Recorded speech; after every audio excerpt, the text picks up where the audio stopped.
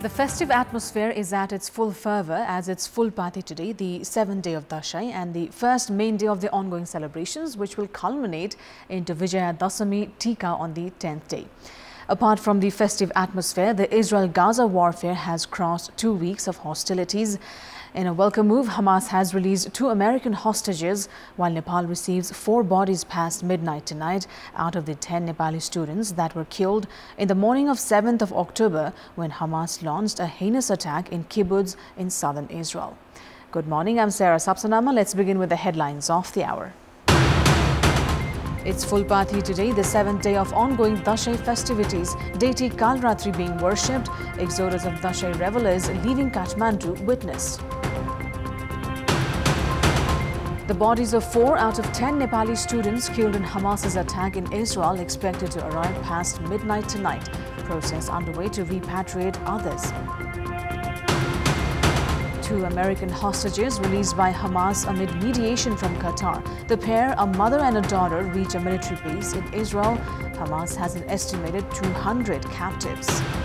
And 2 more matches slated at the ICC World Cup 2023. Netherlands up against Sri Lanka, followed by England versus South Africa clash later today.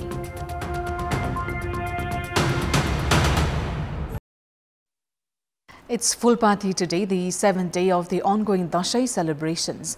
Fulpati is also considered the main day of Dasai celebrations that culminates into Vijaya Dasami Tika on the 10th day of the festival. As for Vedic traditions, special Fulpati worship is being conducted today, while Fulpati is also brought from Gorkha Palace to Dasai Ghar in the capital's Basantapur. On this day, people plant 9 different kinds of flowers at their homes, as the 9 plants represent the 9 forms of Goddess Durga.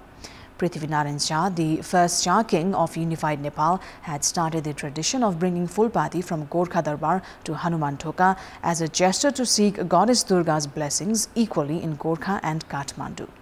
The Hindu devotees have flocked to various Durga temples since early morning today. Kalratri, the 7th representation of Goddess Durga, is offered special prayers on this day.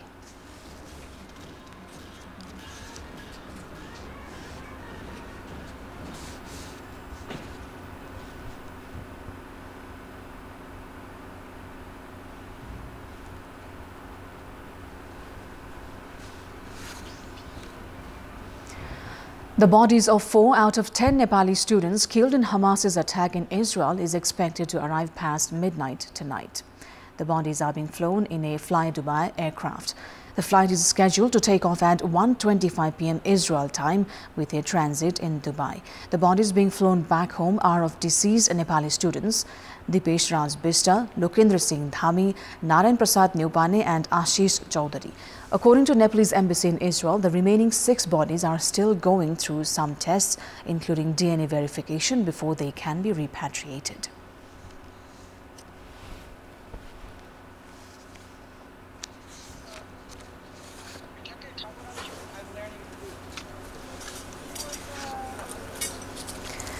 A case filed against the appointment of office bearers at the National Human Rights Commission is still under consideration at the Supreme Court for the past 3 years. The politicization in the appointment of office bearers has dented the image of the Commission in the international community. With no noteworthy contribution in the field of safeguarding the rights of women, racial discrimination and issues of LGBTQ+, the Commission faces the risk of getting demoted. A meeting of the Global Alliance of National Human Rights Institution between 23rd to 27th of October will take the decision on the NHRC. Prior to this, the Global Human Rights Watchdog had recommended a 1-year deadline for NHRC to rectify its past errors. Former Prime Minister KP Sharma Oli, at the time of the appointment of office bearers, had amended the clauses in the Constitutional Council through ordinance. The writ against the appointment is presently under consideration at the Supreme Court. The Commission has said that the government should take the responsibility for this unfortunate development.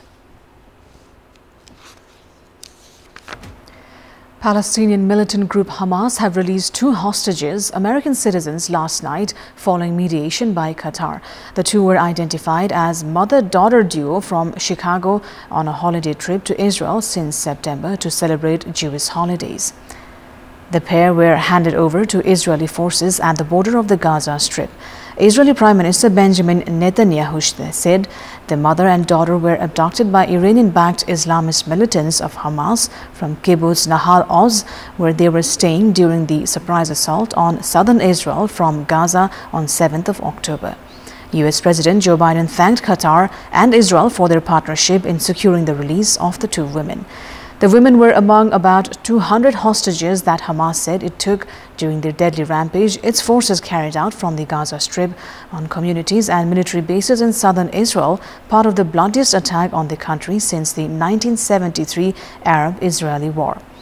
Meanwhile, conditions in Gaza are deteriorating as Israeli strikes pound the Palestinian enclave and aid agencies warn hospitals are nearly out of fuel.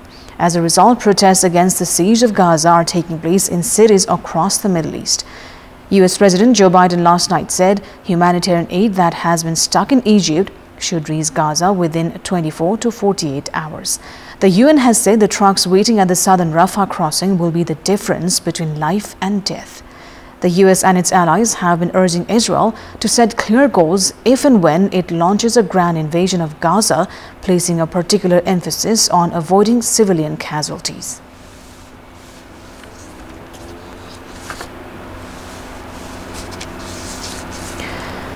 People living in the Gaza Strip are losing touch with the outside world and even with friends and family inside Gaza as they struggle to charge their mobile phones since Israel cut off power and fuel supplies to the coastal enclave. About two-thirds of Gaza's electricity comes from Israel. Israel's energy ministry announced on October 7th that it would cut off the power supply to the Gaza Strip following an unprecedented and deadly Hamas assault across the heavily fortified border into Israel.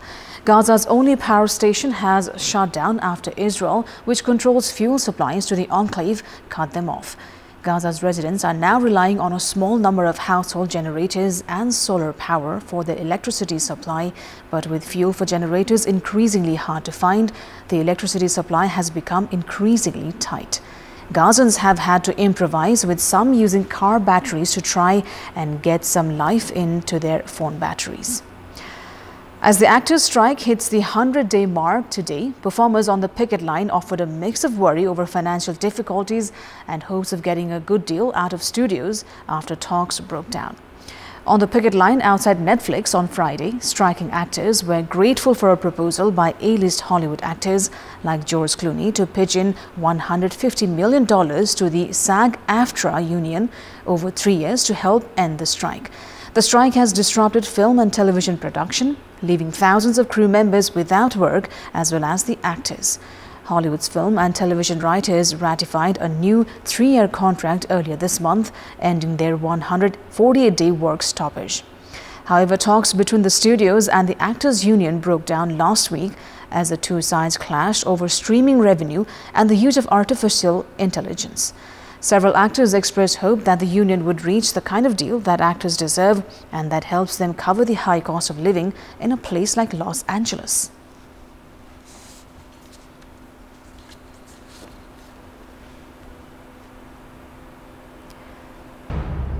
That is all for the moment. Thank you for watching. Bye for now.